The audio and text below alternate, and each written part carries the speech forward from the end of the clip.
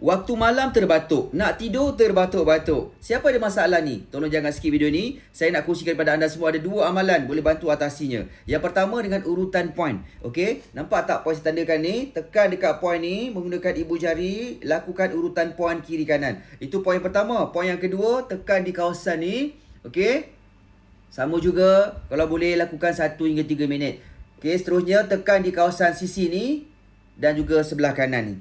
Okey, itu amalan dengan urutan point. Amalan yang kedua, sediakan segelas air panas ataupun air suam panas lah. Lepas tu perahkan sedikit limau nipis ni. Lepas tu minum. Jadikan amalan. Jangan lupa amalkan. Dan yang paling penting, share video ni.